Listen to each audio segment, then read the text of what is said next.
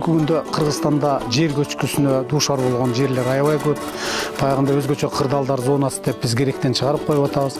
Мына ошондой жерлерди кайра калыбына келтирип, кайра пайдалуу категорияга өткөрүүнү максат кылган долбоор болду бул.